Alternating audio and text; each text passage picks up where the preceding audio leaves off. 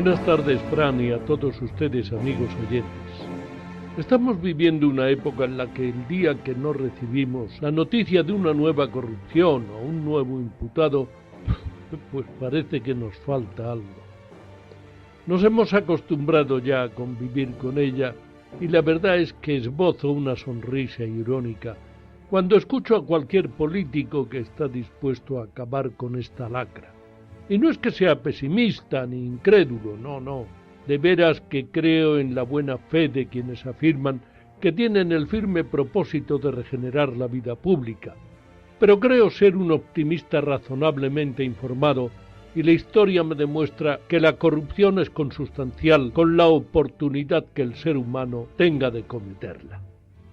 Entre otros muchos aspectos condenables asentados en la civilización griega, la corrupción no era precisamente algo insólito.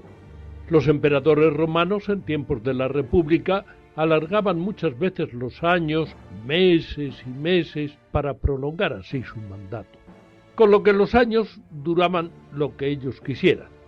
Bueno, ahora los dictadores como Chávez, Castro o Maduro no hacen eso, pero cambian la Constitución a su antojo para lograr que sus mandatos no tengan fin y perpetuarse en el poder, como antaño hacían los emperadores romanos. O sea que, como pueden comprobar, con el paso de los años, los espabilados han perfeccionado el sistema, pero no han cambiado. En la Edad Media, por ejemplo, en el siglo XIV, los sobornos a alcaldes, escribanos y oficiales de cortes eran tan frecuentes que una vez encontrado culpable al corrupto, se le expulsaba de la corte y se le excluía de la posibilidad de ocupar cargos públicos de por vida. Y la práctica debía ser tan corriente que se establecieron penas durísimas para los reincidentes.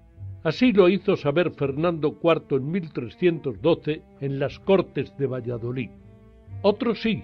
Tengo por bien que todos aquellos que andan baldíos a procurar cartas de la mi cancillería por algo que les den, que se vayan de la corte o se dejen de este oficio, e caten señores con quien vivan, porque desto viene grande servicio a mí y gran daño a la mi tierra y enfadamiento a los míos oficiales, y si por ventura en esto fueren hallados, mando por la primera vez que les den 100 azotes, por la segunda que los desorejen, por la tercera que los maten por ello. Como podemos observar, garbanzos negros los ha habido en todas las épocas, y por los mismos delitos que aún se siguen cometiendo a diario, se aplicaban castigos ejemplares, y no como ahora, que la mayor parte de las felonías cometidas se pierden, se evaporan, se diluyen, entre un marasmo de leyes que más parecen amparar al delincuente que proteger a las víctimas. No se vayan ustedes a creer que el sorprendente enriquecimiento de los tesoreros es algo que hayan descubierto los Bárcenas de turno, que no. Eso es algo que viene de lejos. Durante el siglo XVII, la época de los validos, la corrupción se enseñoreaba de la administración real, y ya existían los Roca, los Gil, los Muñoz, los Pantoja y tantos otros que sería imposible de enumerar. Durante el traslado de la corte a Valladolid, el duque de Lerma realizó importantes negocios inmobiliarios que se multiplicaron con el retorno de la misma a Madrid. Recibía constantes regalos económicos del rey. Pues bien, con el dinero que le regalaba el monarca, un dinero escamoteado a la hacienda real, el duque compró pueblos enteros a la corona, lo que le llegó a proporcionar más de 600.000 ducados de renta solo en el año 1607.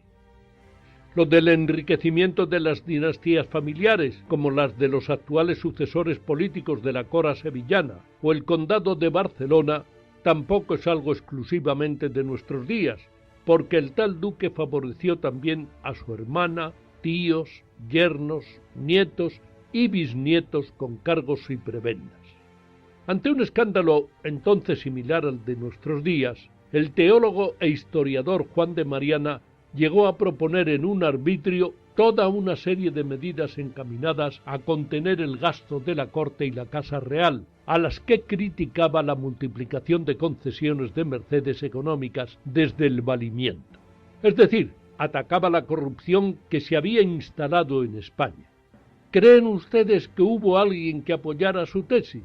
Pues pasó lo que ha pasado siempre, que cuando un honrado entra en la cueva de Alí Baba, sus 40 ladrones terminan por liquidarlo porque está dando muy mal ejemplo. Lo que consiguió Juan de Mariana fue la inmediata prohibición de su libro y la apertura de un proceso judicial contra él. A la vista de tantas sentencias sesgadas como se han dictado en el transcurso de la historia, yo creo que es porque la justicia, aunque nos la pintan con una venda en los ojos para que sea imparcial, hace trampa y debe ver por alguna rendijilla. Y es que entonces, como ahora, tal y como decía la cantante norteamericana Joan Baez, hay jueces que son incorruptibles. Nadie puede inducirlos a hacer justicia.